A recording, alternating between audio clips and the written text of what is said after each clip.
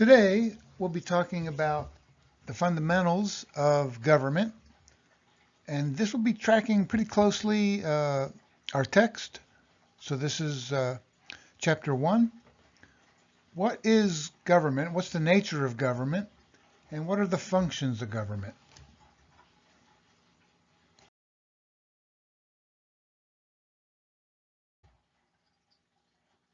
So what is the nature of government? And this would apply to any kind of government, be it democratic, such as ours, or be it authoritarian, such as over in, let's say, Russia or perhaps China. So this is right generic. What is the nature of a government? I've articulated here a sort of a non-technical definition. Our text is a bit more technical. I think both of them, useful angles. But here, I just want to talk about this idea that the fundamental nature of a government is that it facilitates the ability of humans to live together in relatively large communities, right? The nation state. The U.S. is about 330 million people. How do you get that many people to live together in relative harmony? That's the function of government, right? To make that possible. And as Aristotle and Plato argued so many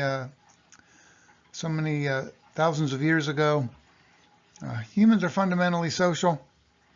We thrive in community, but then how do you make that work, right? Especially in a large and diverse community? And we'll see that government accomplishes this fundamental goal by managing conflict, establishing order, and creating the basic rules and regulations that we adhere to as a people.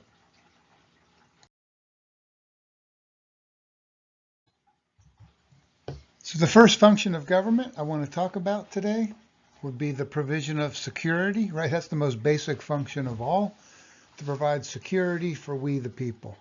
Two kinds of security that we're talking about here.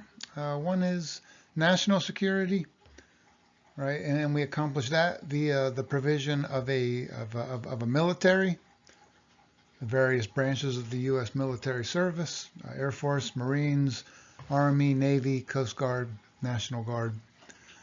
Right, and that's to provide us security in a world of about 200 nation states in which, right, there's a certain amount of conflict in the world.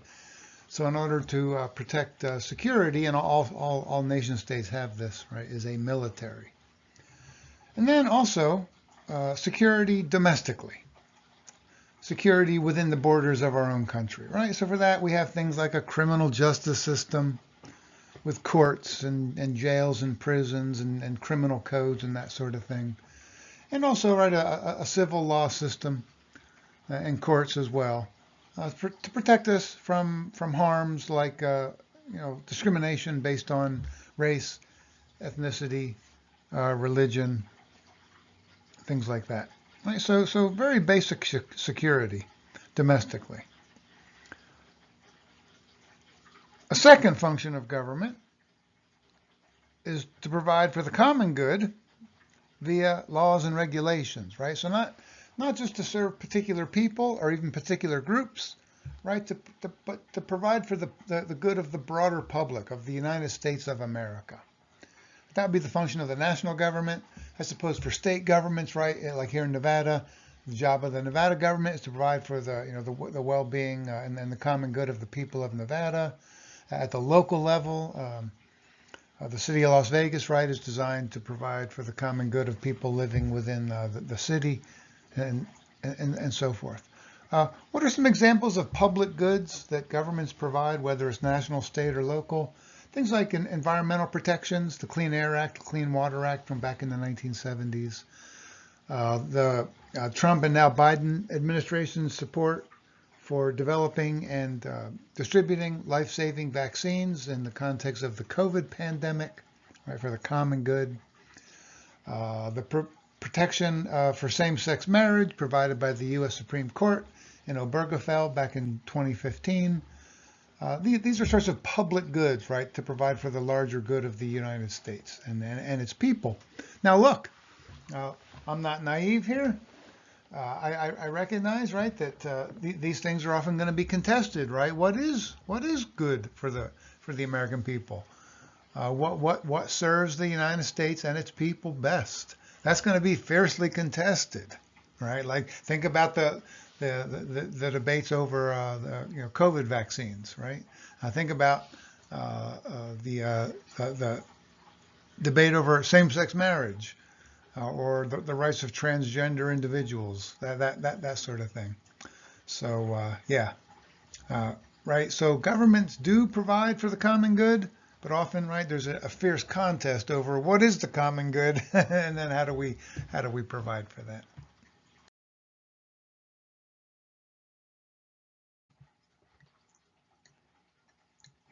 Some additional functions of government. Function number 3, to manage and resolve conflict.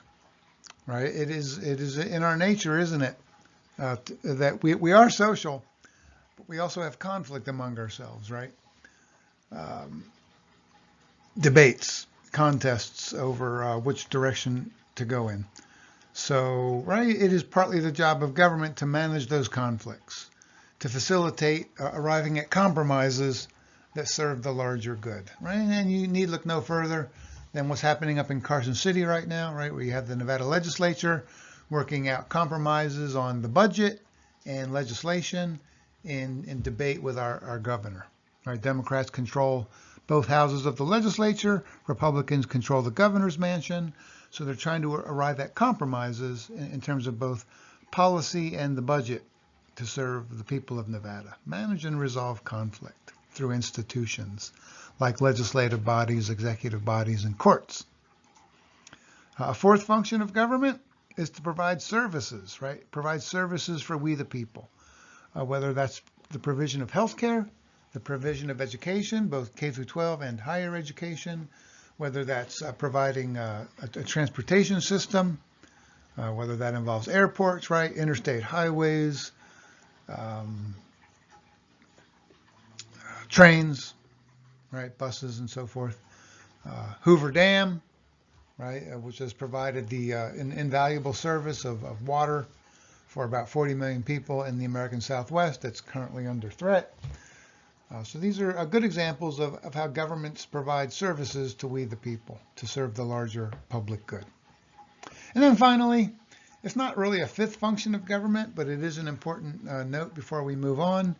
I want to emphasize that each especially if we're talking about comparator countries relative to the U.S., i.e. other constitutional democracies like us, each constitutional democracy will have its own sort of secret sauce of what it provides exactly, right? So we know that in the U.S. We're a little bit funny about providing things like health care, right? We don't have universal health care. And if you look at comparator countries over in Europe, right, they often guarantee health care to every citizen as a guaranteed right. We do not, right? We treat it as quite a bit more discretionary.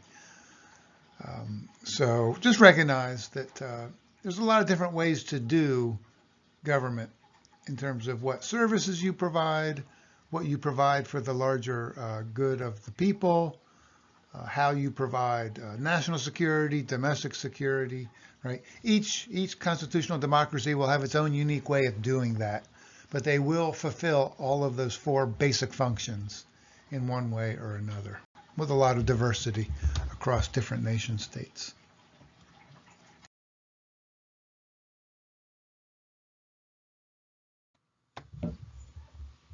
All right, now that we're done talking about the nature of governments and the functions that they serve, let's take the next step here as per our text and talk about the various forms of democratic government and where the U.S. fits into that larger scheme. I do want to note here, and I'll come back to it later, I do want to note that it is estimated today that about half the world, so about 4 billion people, live in democratic societies, like here in the U.S., Western Europe, and so on. And about half the world lives under various forms of authoritarian regimes.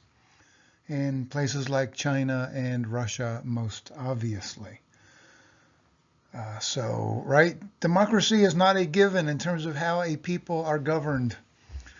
Democracy is, it's about 50-50, literally 50-50 between democracies and authoritarian regimes. And as we'll see, and I'll expand upon this in a bit, autocracy these days globally is on the march, and including in some ways right here in the United States.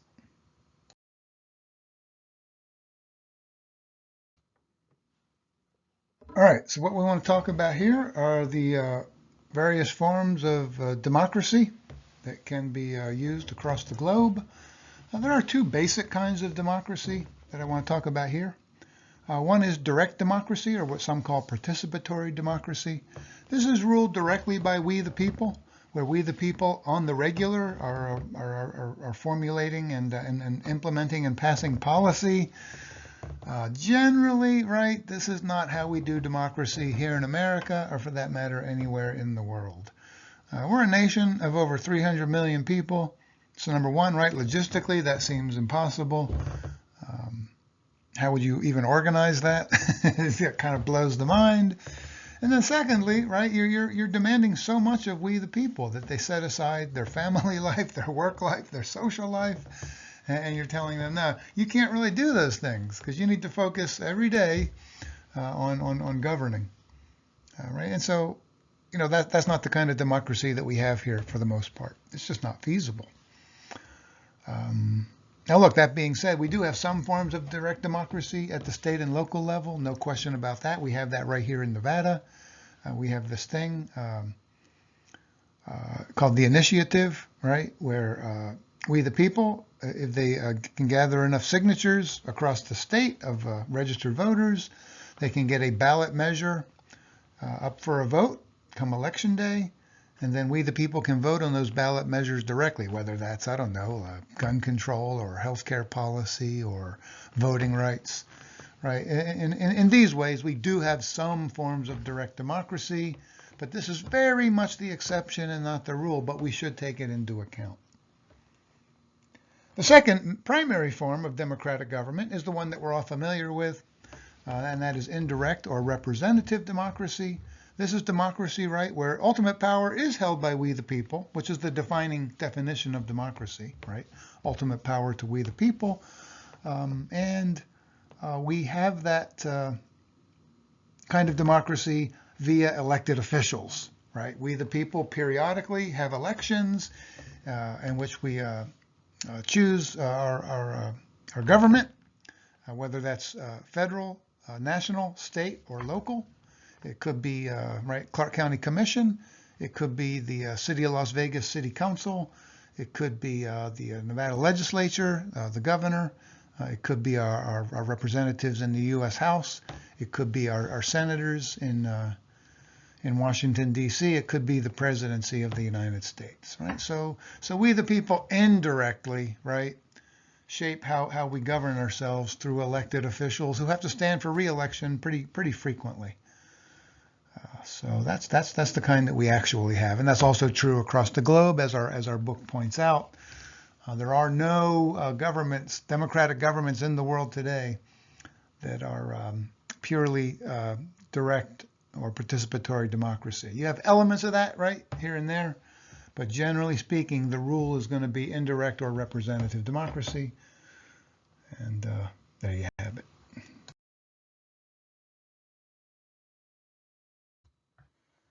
All right, so we know then, right, that the only viable form of democracy, generally speaking, is indirect democracy, in which we govern ourselves through elected officials. I want to specify that at a somewhat more detailed level, and we would add into that another element of being democratic is to be a constitutional democracy, right, in which you mix into democracy, which is ruled by the people, ruled by the majority. We add into that, right, this notion of rule by law, so that you create sort of rules, rules of the game, right? A governing document, typically a constitution, a written constitution, like the United States Constitution, penned out by our founding fathers back in Philadelphia in that hot, humid summer of 1787, right? And that gives rise to this term constitutional democracy, right? So we do have rule by the people, but we also have rule by law, right? That puts limits on what we the people can do. Now look, some say, and the founding fathers used that language, right? That we're a republic, not a democracy. And what they're really saying, and it's really just an issue of linguistic semantics, what they're really saying is we're not just a democracy, we are a constitutional democracy. Right? So it's kind of tomato, tomato, potato, potato. You can call Americans government, a governing system, right, a republic. That's fine. But you can also call it a constitutional democracy. I find that to be more accurate. But some people get super hung up on that distinction, and it's a distinction without a difference. I'm telling you right now, it's a distinction without a difference. Because, right, when you say that we are a constitutional democracy, you are specifying those three elements on the slide there, right? That we have free and fair elections on a regular basis with limited terms for elected officials. The losing side in these elections, right, become the loyal opposition of that government until the next election cycle. The loyal opposition, right? Treason not allowed. The loyal opposition. Insurrection, impermissible. And also, right, this premise that there is a peaceful transfer of power after each election cycle. If there is a transfer from one party to the other, that transfer should be peaceful. Right, now we know that a certain recent president tried to remain in office despite losing a free and fair election and utilized various forms of violence to enact that program, and ultimately this individual was unsuccessful because that violates a fundamental premise of a constitutional democracy, that both sides cannot win every election. Not possible. So there's always going to be a losing side, man, and it can be hard to take, especially when it's close, like it has been the last several presidential cycles. Very close. Imagine how Hillary Clinton felt after 2016. Al Gore back in 2000. They did not feel good about losing by such narrow margins, but they took it. Right? They conceded, they moved on, they became part of the loyal opposition. All right, so that's one element of what it means to have a constitutional democracy. It's not ruled by the unruly mob, right? It's ruled by the majority through elections. Secondly, a relatively free, I always add relatively because nothing's absolutely free, a relatively free and independent media. Right, relatively free and independent, so that we, the people, can get information about their government and about their politics, not just from the government, but also from other points of view that are non-governmental. Right, whether that's a more conservative media company or a more liberal media company or a more middle-of-the-road media company. Right, the critical thing here is that we get information about the government and about our politics, not just from the government, right? Because the government is going to have a particular point of view that's it's going to tend to be self-serving, right? So we need information that we can use to hold government and corporations and labor unions accountable, right? In order to hold these institutions accountable, we need a relatively free and independent media. Not a perfect media, right? A free and independent media can be, pretty chaotic. And we're having some issues with that recently, aren't we? And notice, right, that the media is not completely free to do anything they want. Look at Fox News, right? They knowingly advocated lies about the 2020 election. They besmirched the reputation, the business reputation of a company that makes voting machines. And they were held to account in court, right? Because the First Amendment protects a lot, but it doesn't protect everything. It doesn't protect libel, slander, or defamation. There are boundaries, we'll see, on fundamental rights like free speech. Always boundaries. You try to keep them as broad as possible, but there are boundaries. And then finally, and related to that, right, this idea of fundamental rights and liberties protected via the rule of law. Right? So that even if we, the people, want to violate the fundamental rights of unpopular individuals or groups, right, take away their free speech, take away their free exercise of religion, administer to them cruel and unusual punishments, engage in unreasonable searches and seizures, and hopefully you recognize that I'm quoting various parts of our Bill of Rights. They're not allowed to do that, right? They might sometimes still do it, unfortunately, people being what they are, right? But legally, those things are not permissible, and hopefully, right, that those boundaries will be enforced. That there are limits on what we, the people, are allowed to do, even in a democracy, right? They're bound by the rule of law. They're bound by things like the Bill of Rights, and they're bound by various federal, state, and local laws regarding things like civil rights. Okay, so that's what it means to live in a constitutional democracy. That you have free and fair elections, loyal opposition by the losing side until the next cycle, peaceful transfer of power, a relative free and independent media, and fundamental rights and liberties are protected via the rule of law. You can call that a republic. That's cool. But it's really the same damn thing as a constitutional democracy.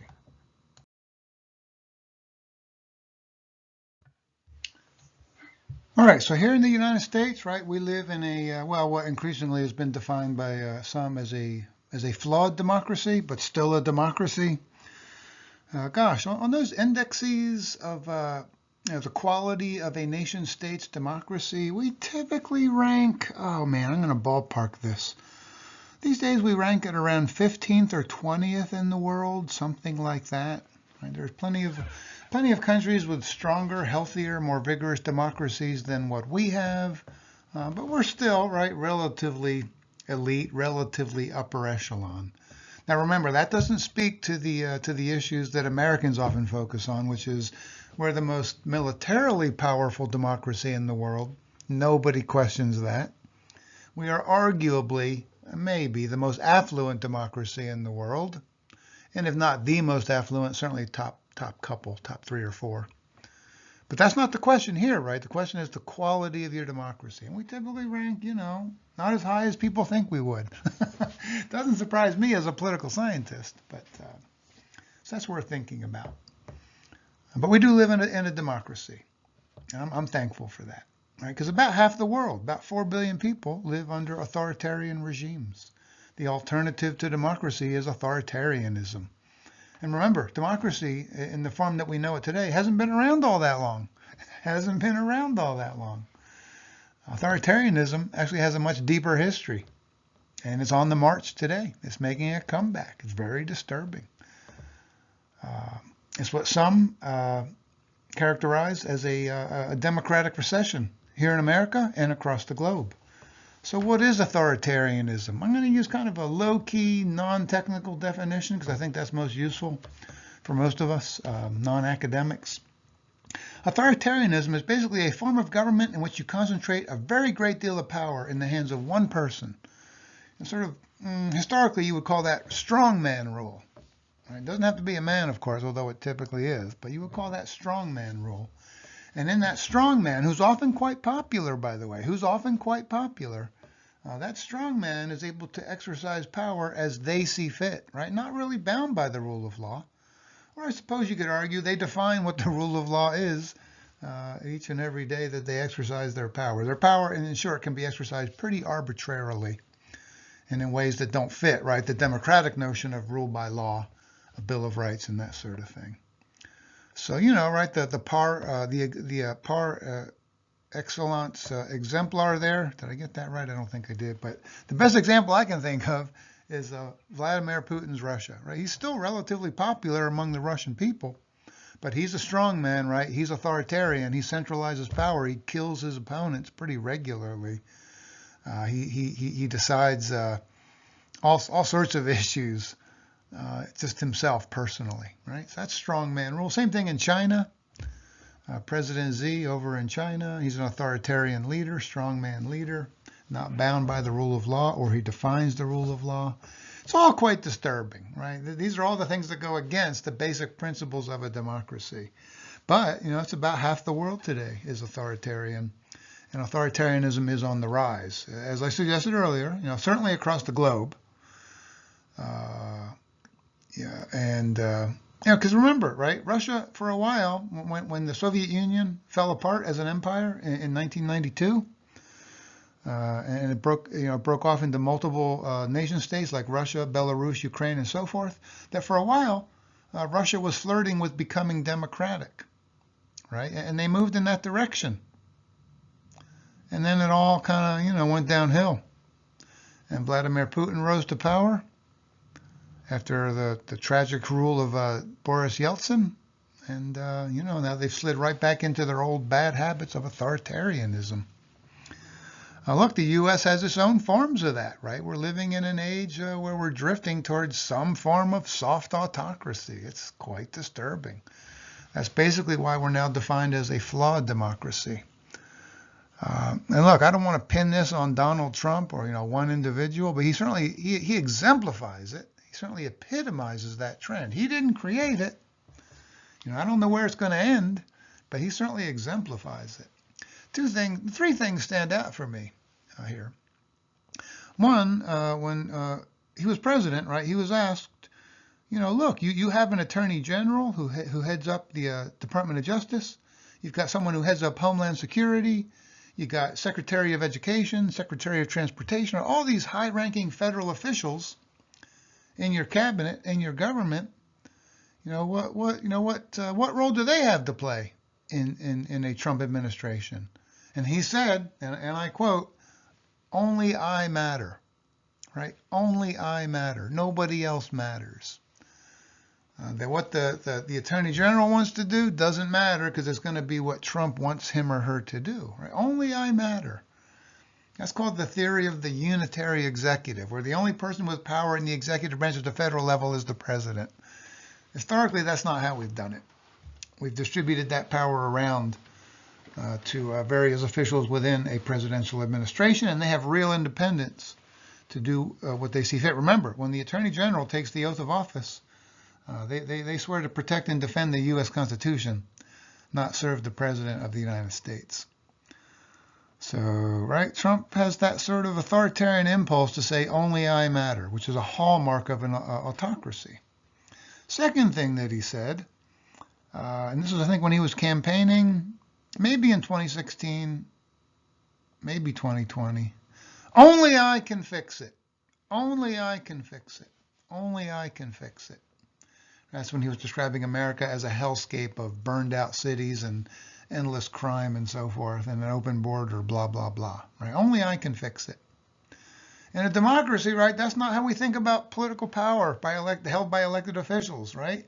Elected officials come and go, right? We the people are the constant. We the people are the baseline. We the people have ultimate power, right? Nobody's indispensable in a democracy. No elected official is indispensable. They come and go, man, right? They're simply heading up an institution for a brief time and then they move on until they shuffle off their mortal coil or whatever. Right? So democracies don't really function on the basis of only I can fix it. Right? That kind of is like cult of personality stuff, which again is deeply characteristic of authoritarian leaders.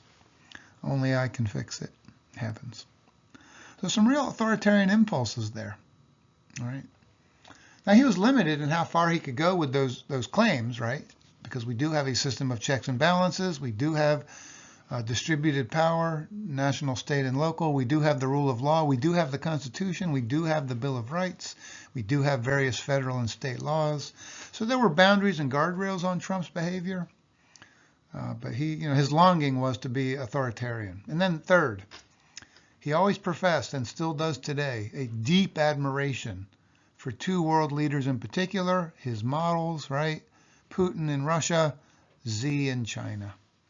I'm like, really? Those are the leaders on the world stage that you admire? Both authoritarian leaders? Well, right, that tells us a lot right there that those are his political heroes. He said, he supported Putin's invasion of Ukraine, although he said it wouldn't have happened if he had been president. That's got some magical thinking right there. But he said of Putin that he was a genius for invading Ukraine, a genius. I don't know. It's not looking like a genius move right about now, but there you have it. All right, so those are his models for how he would like to govern. He said, I admire the fact that Putin rules with an iron fist. That tells me all I need to know about Trump. Right? He would like to rule with an iron fist. So, right, we have the rise of authoritarianism here in America. I would call it soft authoritarianism, right? It's part of our democratic recession. Thanks.